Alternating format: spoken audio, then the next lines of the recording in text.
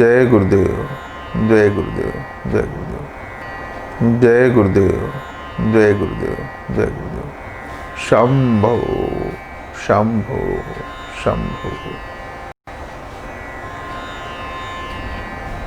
प्यारे साधक मित्रों, गुरु की कृपा से, भगवान भोलेनाथ की कृपा से, माँ जगदम्बा की कृपा से बहुत ही सुंदर सहयोग मिलते जा रहा है हम सबको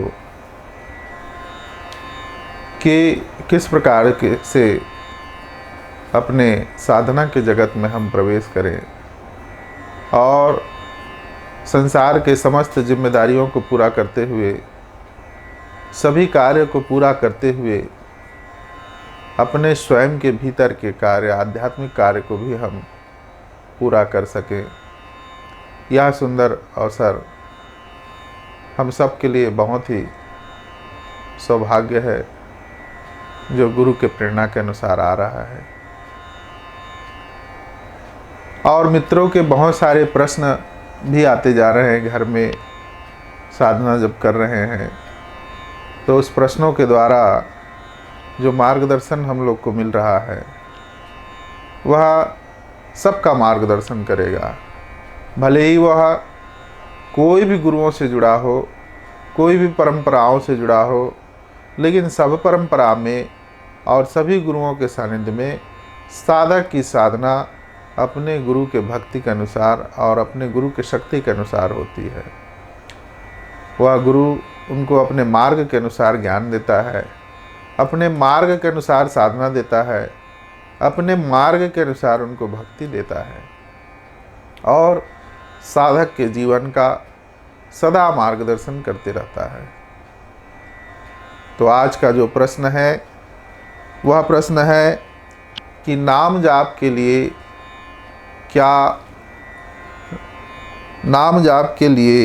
क्या गुरु सभी शिष्यों को तैयार करता है। प्रश्न है, नाम जाप के लिए क्या गुरु सभी शिष्य को तैयार करता है? बहुत ही सुंदर प्रश्न है।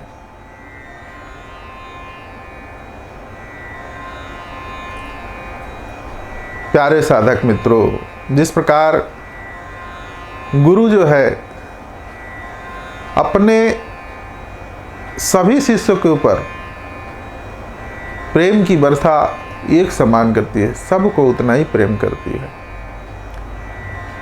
और सबके भीतर एक ही इच्छा जगाती है कि किसी न किसी रूप में अपने भीतर को जगाने का प्रयास तो कर।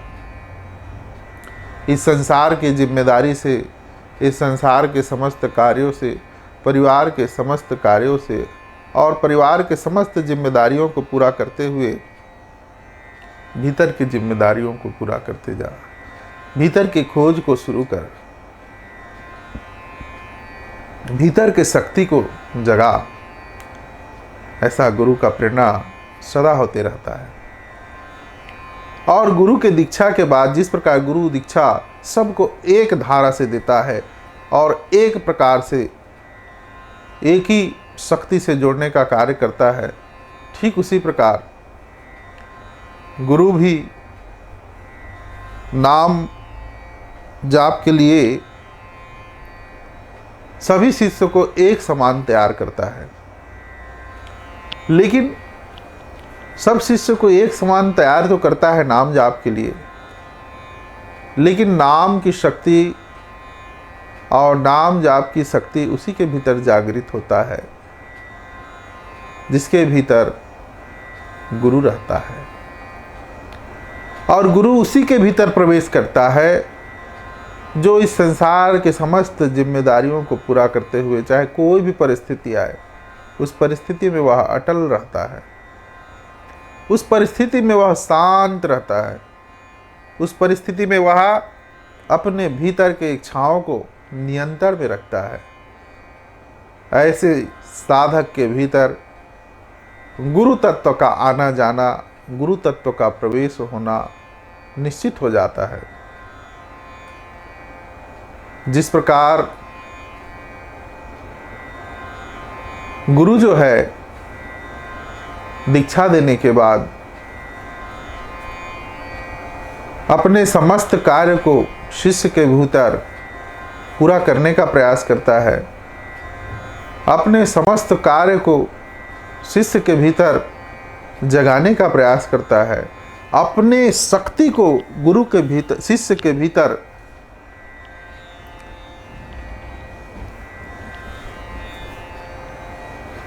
प्रवेश कराने का प्रयास करता है। ठीक उसी प्रकार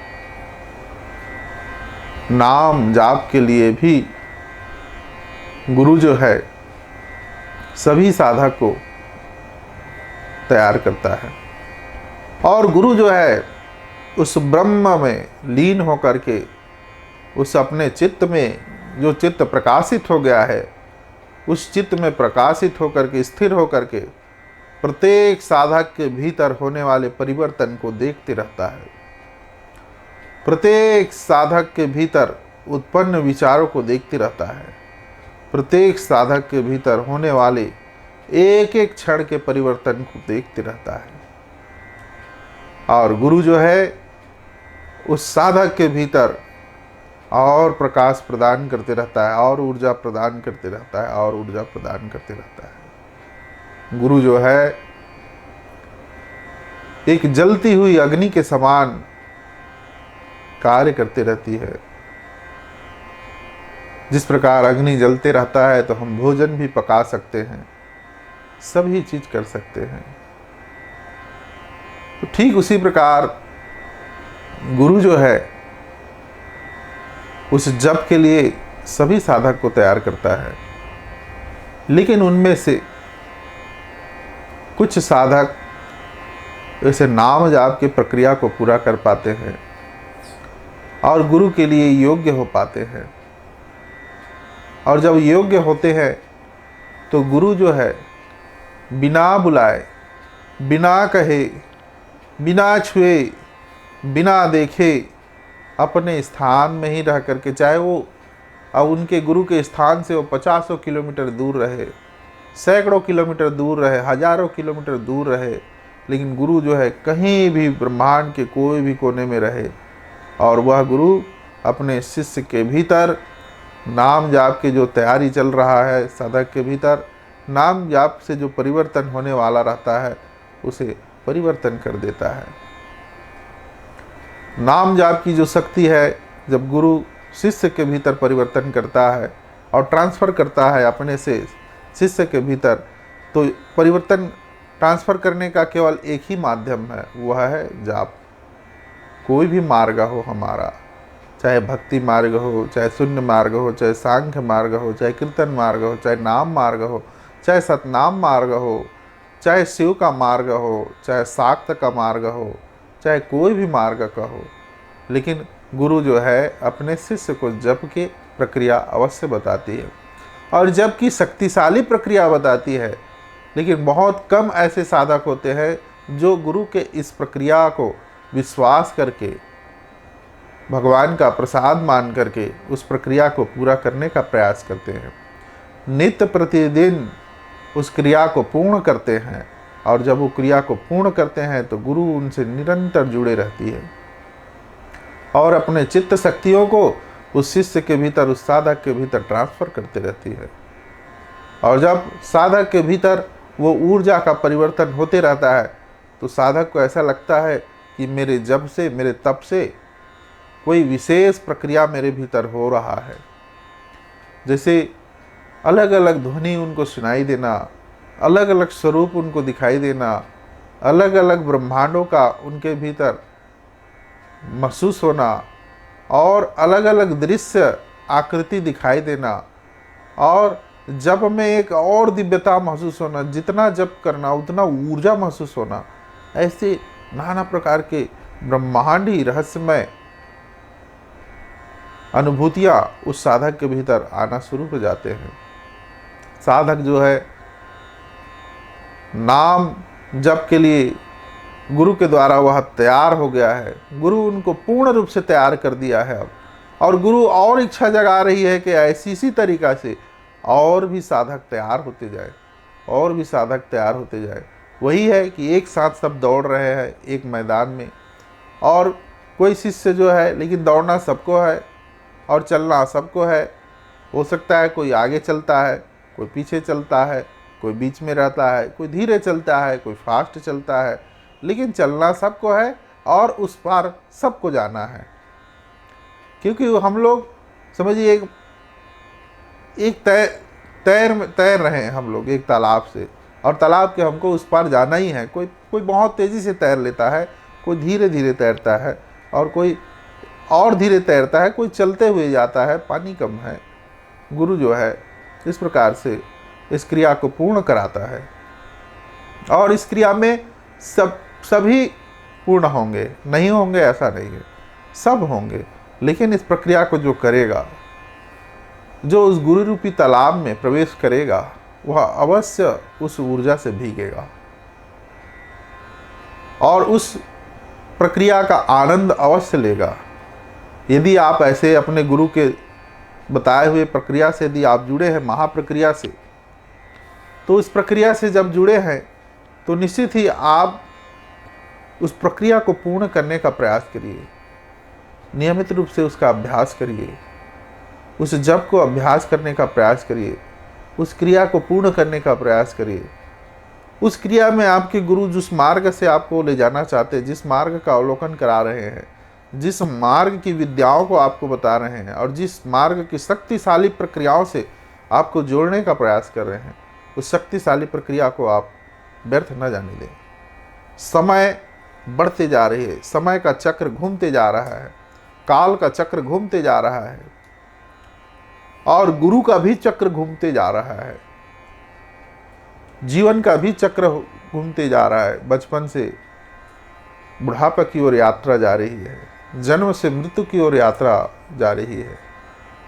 लेकिन जन्म से मृत्यु तक पहुँचते पहुँचते कुछ समय जो मिला है, 100 साल का, 50 साल का, या उससे भी अधिक साल का, तो इस बीच का जो आनंद है, इस बीच की जो प्रक्रिया है, उसे हमको पूर्ण करना चाहिए, और उसे आध्यात्मिक ढंग से पूर्ण करना चाहिए। संसार और अध्यात्म को अलग नहीं समझना चाहिए। जब तक हम हैं तब तक संसार है और अध्यात्म भी है। ऐसा नहीं है कि हम संसार और अध्यात्म को अलग कर लें, नहीं। संसार हमको एक जीवन जो सिखा रही है, एक जीवन जीने की कला सिखा रही है। संसार में एक जिम्मेदारी जो हमको पता चल रहा है, संसार में एक एक इच्छाओं को हम पूर्ण करने का प्रयास कर रहे हैं। इस संसार भगवान का बनाया हुआ संसार जो है, यही हमको साधना करना है, यही अपने आप को पूर्ण करना है, और यही मृत्यु के गोद में समाहित होकर के भी हमको पार होना है। लेकिन इस बीच में हमको गुरु भगवान का सहारा मिला, गुरु की कृपा मिली, और गुरु के शक्तिशाली प्रक्रिया से हम जुड़ गए, और गुरु नाम जाप के लिए सभी शिष्य को तैयार किया। तो हमारे मन में ऐसा प्रश्न नहीं आना चाहिए कि क्या उनको हुआ अनुभव तो केवल गुरु उन्हीं को नाम जाप के लिए तैयार किया है, उन्हीं के भीतर शक्ति का ट्रांसफ़र किया है। ऐसा नहीं है, गुरु सबके भीतर कर रही है ट्रांसफ़र। लेकिन जैसा जैसा आप योग्य होते जा रहे हैं, जितना आपके अंतर चेतना को खाली करते जा रहे हैं, जितना आप जीवन के व्यस्तताओं में फंस रहते हुए भी अपने इच्छाओं को शून्य रखे हुए हैं, अपने इच्छाओं को भक्तिमय रखे हुए हैं, तो ऐसे इच्छाओं में गुरु का आना, भगवान का आना शुरू हो जाता है। और ऐसे इच्छाओं को आप यदि अपने जीवन में उतारना शुरू कर दिए, इसीलिए सत्संग की आवश्यकता होती है सभी साधकों को, भक्ति की आवश्यकता होती है, आयोजन की आवश्यकता होती है। कोई आयोजन, जिस आयोजन में सभी साधक मित्र इकट्ठा होकर के उसी गुरु का, उसी भगवान का, उस भोलेनाथ जी का, जगतजननी माँ जगदम्बा का हम लोग ज्ञान का चर्चा करते हैं, सत्संग करते हैं, साधना करते हैं, एक दूसरे के अनुभूतियों को बांटते हैं, और एक दूसरे के क्रियाओं में भाग लेने का प्रयास करते हैं। तो ये जो आयोजन जो होता है, इस आयोजन के द्वारा एक दूसरे में आदान प्रदान होता है ज्ञान का, और गुरु के प्रेम का समझ आता है कि गुरु सबके भीतर कितना प्रेम दे रहा है, कितना आनंद दे रहा है कि एक दूसरे सब हम लोग अपने कितनों भी व्यस्त रहे, कितनों भी अपने कार्य में व्यस्त रहे, लेकिन सब कार्य को छोड़ करके इस आयोजन में भाग लेते हैं और उस आयोजन में सब अपना सहयोग देते हैं और सबके सहयोग से वह आयोजन बहुत ही अच्छे से पूरा होता है। तो गुरु की कृपा जो है, ऐसे ही हर परंपरा में, हर मार्ग में एक आयोजन जरूर होता है और उस आयोजन में गुरु जो है अपने शिष्यों को बहुत प्रेम देता है और उस प्रक्रिया को पूरा करता है, उस जाप की प्रक्रिया को। यदि वो शिष्य तैयार नहीं रहता है तो वह उसको बुला करके उनके भीतर और ले ऊर्जा, और ज़्यादा शक्ति से तू काम, यदि ज़्यादा शक्ति मिला तो हो सकता है तू जल्दी तैयार हो जाएगा, और ज़्यादा शक्ति ले ले। ऐसा करके गुरु जो है भीतर से चिंतन करते हुए देने का प्रयास करते रहता है शिष्य को, देने का प्रयास करते रहता है शिष्य को, और देता है, और ले जा, और ले जा, और ले जा। और धन्य है वो शिष्य जो इस तरीका के प्रक्रिया को गुरु का समझ जाते हैं और गुरु के चरणों में अहो भाव भर करके जैसे ही गुरु चरण में बैठते हैं वैसे ही उनको समझ आ जाता है कि मेरे गुरु धन्य हैं, जो मेरे गुरु मेरे लिए निरंतर चिंतन कर रहे हैं और मेरे लिए उस प्रक्रिया को पूरा करने का प्रयास कर रहे हैं, मेरे भीतर उस ऊर्जा को देने का प्रयास कर रहे हैं जो ऊर्जा को उन्होंने परमात्मा से पाया है। ऐसे शिष्य धन्य हो जाते हैं अपने गुरु के इस प्रकार के कार्य को समझ करके, और गुरु भी उनके भीतर देख करके फिर मुस्कुराता है और गुरु जो है मुस्कुराते हुए ऐसे शिष्य के भीतर स्वयं प्रवेश होने का प्रयास करता है और उनको सब कुछ देने का प्रयास करता है भीतर से, जो चीज़ों को वो पाने के लिए तैयार हो गया है। और ऐसे शिष्य के भीतर उनके मन मस्तिष्क से जुड़ करके, उनके तत्व से जुड़ करके, उनके भक्ति से जुड़ करके इस ब्रह्मांड की रहस्यमय चीज़ों को परमात्मा से जोड़ करके उनको देने का प्रयास करता है गुरु जो है।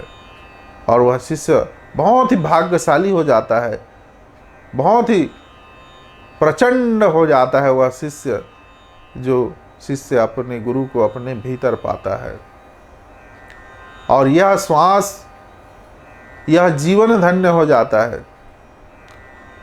यह जीवन धन्य हो करके बड़ा महत्वपूर्ण कार्य कर जाता है। यह जीवन, वह जीवन नहीं रहता, वह महाजीवन हो जाता है। और वह महाजीवन में गुरुओं का आना जाना शुरू हो जाता है, परमात्मा का आना जाना शुरू हो जाता है। देखिए, एक नाम जाप से के तैयार से शिष्य जो है कितना तैयारी कर लेता है अपने भीतर, और उस तैयारी से कितना कार्य हो जाता है। प्रकृति भी गुरु के माध्यम से उनके भीतर जुड़ जाता है। ये तैयारी बड़ा अद्भुत है। बहुत ही सौभाग्यशाली है ऐसे शिष्य और ऐसे साधक जन। और हम लोग भी बड़ा सौभाग्यशाली हैं कि हम लोग भी अपने जीवन में ऐसे महापुरुषों का, ऐसे गुरुजनों का कृपा पाया, ऐसे दिव्य आत्माओं का कृपा पाया, ऐसे देवताओं का कृपा पाया, जिनके कृपा से हमारे भीतर निरंतर प्रतिपल परिवर्तन होते ही जा रहा है और उस आनंद में अपने जीवन को मस्त जी रहे हैं। कोई चिंता नहीं है। भगवान की भक्ति है और भगवान का प्रेम है, भगवान का आशीर्वाद है, गुरु भगवान की कृपा है और गुरु का कृपा निरंतर शिष्य को परिवर्तन करते रहता है। उनको कर्म योगी बनाता है, उनको धर्म योगी बनाता है, उनको भक्ति योगी बनाता है। उनका जीवन ही एक योग बन जाता है। वह महाजीवन ही महायोग बन जाता है और वह महायोग एक धारा का रूप ले लेता है। और इस प्रकार से जप की प्रक्रिया को पूरा करने का प्रयास करना चाहिए। ऐसा मन में कभी भी प्रश्न नहीं करना चाहिए कि क्या गुरु सबको एक समान तैयार करता है नाम जाप के प्रक्रिया को परिवर्तन करने के लिए। ऐसा यानी कि प्रश्न जो आया था नाम जाप के लिए, क्या गुरु सभी शिष्य को तैयार करता है? नाम जाप के लिए क्या गुरु सभी शिष्य को तैयार करता है?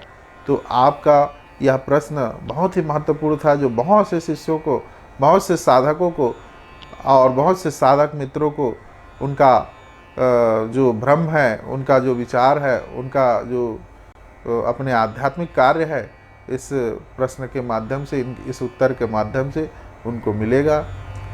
शंभो शंभो शंभो।